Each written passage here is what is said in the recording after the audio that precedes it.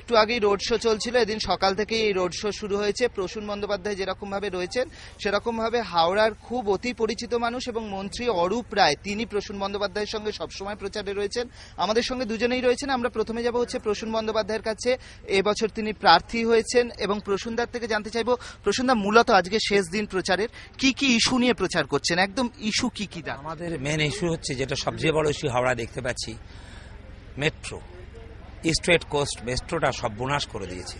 মমতা ব্যানার্জি যখন শুরু করলেন, হাওড়া একটা অন্য শহর তৈরি হবে। প্রত্যেকটা মানুষের কাছে বিশ্বাস করো যে আমি হাজির হচ্ছি, অরূপ আমাকে নিয়ে যাচ্ছে, পাঁচলা থেকে আরম্ভ করে এইখান পর্যন্ত। প্রসূনদা আমাদের ইস্ট ওয়েস্ট মেট্রোটা করুন। ভাই আমি তো নিশ্চয়ই চেষ্টা করব। এটা বিরাট ইস্যু, বিরাট। আমার মনে হয় রেলমন্ত্রী ভাবা দরকার এই মুহূর্তে। আমরা চেষ্টা করব, সেটা প্রথম। দ্বিতীয় হচ্ছে রাস্তাঘাট ভীষণ খারাপ। কেন? আমাদের বোর্ডই নেই। 32 বছর ধরে সিপিএমের বোর্ড সর্বনাশ করে দিয়েছে। মানে আমি থেকে বুঝতে পারছি, 6 দিন 7 দিন বৃষ্টি হচ্ছে, হাঁটতে পারছে না, খাবার জল ভালো নেই, লোককে বোঝাতে পারছি না। আমি যেখানে যাচ্ছি অরূপকে আমাকে বলছে একটু জল, মিষ্টি জল চাই। তৃতীয় হচ্ছে কাজ ক্রমশ শুরু হয়েছে, মেন রোডগুলো, হাইওয়েগুলো দেখলাম খুব ভালো, আমি তো সাধারণভাবে দেখতে পাচ্ছি। এবং বেশি কাজ হয়েছে দেখছি 2 বছরের মধ্যে, একটু বেশি ভেতরে ঢুকে যায় যদি পঞ্চায়েতগুলো। আমি দেখলাম রাস্তাঘাট, আমার কিছু মিথ্যা বলা দরকার, কারণ আমার মনে হচ্ছে যে যা দেখছি, আমি খেলোয়াড় মানুষ, অনেকটা এগিয়েছে। একটু জল, একটু পরিবেশ, কারখানাগুলো খোলা, অরূপ চেষ্টা করছে। কারখানাগুলো কিরকম মরা, একদম শ্মশানের মতো লাগছে আমার কাছে। আমি যখন বাস দিয়ে যাচ্ছি, বিরাট বিরাট কারখানা। ছোটবেলা হাওড়া আসতাম, হই হই চলতো টলতো, একটা আমার আত্মীয়তা আছে, আমার শ্বশুর বাড়ি, মামা বাড়ি সব এখানে। শোনে, আমার এই ইস্যুগুলো ক্রমশ যেগুলো উন্নয়ন করছে মমতা ব্যানার্জি, সেইগুলো ধরা, হাবগুলো করা, বড় বড় হাব হবে। এবং আমার কাছে যেটা সবচেয়ে আগে মনে হচ্ছে যে আরো আরো আরো মানুষের পাশে, আরো বেশি মানুষের পাশে, মানুষ একটু ভীত হয়ে থাকে সবসময়। আমার মনে হয় উন্নয়ন তো করতেই হবে, সবে 2 বছর শুরু হয়েছে। সবচেয়ে বড় আমার যেটা মনে হয়, last not in the list, আমার খুব ভালো লাগে, আমি খেলোয়াড় মানুষ, এই ডুমুরজলা ওটাকে একটা কমপ্লেক্স করা। অরূপ আমার ইচ্ছা, মমতাদির ইচ্ছা, ডুমুর স্পোর্টস কমপ্লেক্স।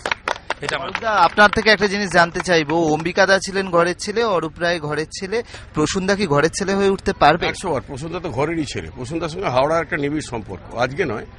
প্রসূন ব্যানার্জি যখন রাজনীতির সঙ্গে কোনো সম্পর্ক ছিল না, তখন গোপালদাকে বলতাম, গোপালদা চলে এসো, আমাদের এখানে প্রোগ্রাম আছে, এই রক্তদান শিবির আছে, এই খেলা আছে, এই হেলথ চেক আপ ক্যাম্প আছে।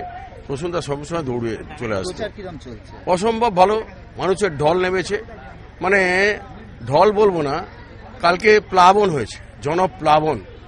প্রসূনদা, আপনার থেকে জানতে চাইবো যে অম্বিকা বন্দ্যোপাধ্যায় তিনি খেলাধুলোর জগতের মানুষ ছিলেন, আপনি খেলাধুলোর জগৎ থেকে এসছেন, তো সেই দিকে নজর রেখে হাওড়ায় নতুন কি দিশা দেখাচ্ছেন এখানে? অম্বিকা দা সত্যি খেলাধুলার লোক। আমার মনে আছে, আমি যখন মোহনবাগানে প্রথম যাই 72, তখন ক্রিকেট সেটি ছিল। পরবর্তীকালে এমসি টিম এলেই অম্বিকা ম্যানেজার, আমরা 2 করে কার্ড চাইবই। তো অম্বিকা দা খেলার মাঠের লোক, নিজে খেলেছেন এবং কাজ করেছেন, যে উন্নয়ন তার ধারা ধরে এগিয়ে যাব। তবে অরূপও খেলার লোক, এখানে খেলাধুলা ভীষণ হাওড়ায়, খুব ইচ্ছা খেলাধুলা হোক। এবং সবচেয়ে বড় ইচ্ছা, তুমি বিশ্বাস করো, তোমরা তখন জমরাওনি, আমরা ছোট থেকে শুনছিলাম যে ডুমুরজলা স্টেডিয়াম হবে, বামফ্রন্ট বলছিল ডুমুরজলা স্টেডিয়াম। আমার খুব ইচ্ছে ছিল যদি ওইখানে ফুটবলগুলো হতো, খেলা হতো, কিন্তু দুর্ভাগ্যবশত হয়নি। এখন আমাদের সময়, এই কিছুদিন আগে 1,90,00,000 টাকা দিয়ে অরূপ রায় একদম পুরো পাঁচিল দিয়ে ঘিরেছে। আমার খুব ইচ্ছা, এটা আমি ব্যক্তিগত বলছি, জানি না, চেষ্টা করে যাব।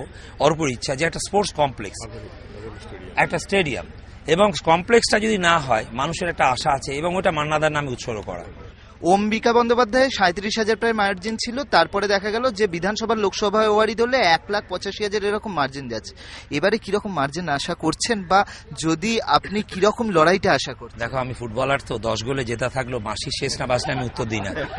শেষ বাঁশিটা বাজতে হবে, শেষ বাঁশিটা না বাজলে একদম উত্তর দেওয়া যাবে না, অযথা উত্তর। তবে এতটুকু বলতে পারি, যেভাবে মানুষ নেমেছেন, যে ঢল, মমতা ব্যানার্জি হাঁটা, ঐতিহাসিক হাঁটা কালকে, তারপর মানুষের কাছে পৌঁছাবার চেষ্টা করছি। বিশ্বাস করো, 100% মানুষের কাছে পৌঁছে গেছি আমি। এবং আমার সবচেয়ে ভালো লাগছে আমাদের কর্মীরা, আমার দেখা তৃণমূলের কর্মীরা একদম দুর্ধর্ষভাবে চালাচ্ছে। মমতা বন্দ্যোপাধ্যায় সেদিন বলেছেন যে 6 মাসের জন্য ওকে দায়িত্ব দিচ্ছি, কারণ 6 মাসের মধ্যে লোকসভার কথা তিনি বলেছেন, যে কটা প্রচার করেছেন। আপনার বিরুদ্ধেও যারা প্রচারে এসছেন, জয়রাম রমেশ এসছেন, বুদ্ধদেব ভট্টাচার্য এসছেন, হেভিওয়েট প্রার্থীরাই এসছেন ভোটের প্রচার করতে।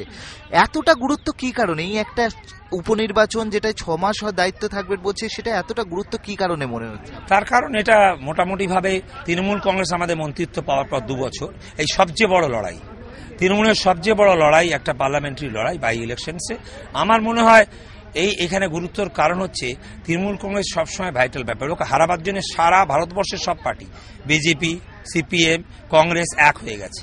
এই সময় যদি তৃণমূলকে আঘাত হানা যায় তাহলে ভারতবর্ষ কেন পশ্চিমবঙ্গ উন্নয়ন আর বন্ধ করে দেওয়া যাবে, আবার সেই পুরনো জায়গা, পুরনো হাওড়া গ্রাম্য জায়গা করে রাখার চেষ্টা।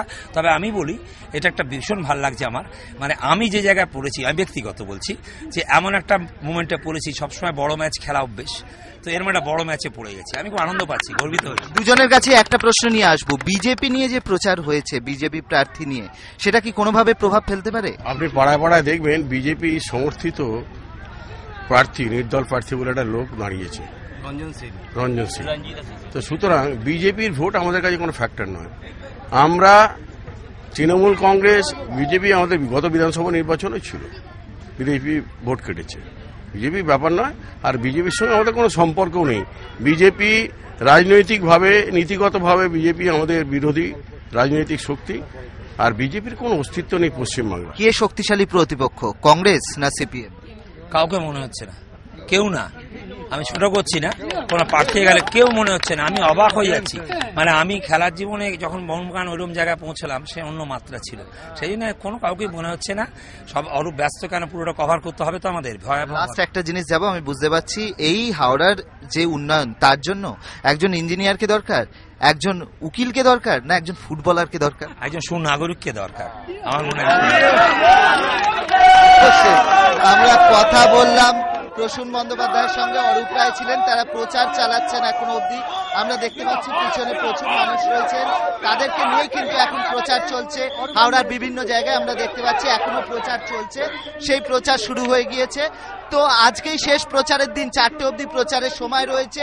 সব মিলিয়ে কিন্তু টান টান প্রচার চলছে। 6:30 থেকে যেরকম ভাবে একদিকে সিপিএম প্রচার শুরু করেছে, সেরকম ভাবে ভোরবেলা থেকে প্রচার শুরু করেছে প্রসূন বন্দ্যোপাধ্যায় তৃণমূল প্রার্থী, কংগ্রেসও তাদের মতো প্রচার চালাচ্ছে। সব মিলিয়ে কিন্তু টান টান প্রচার চলছে হাওড়াতে।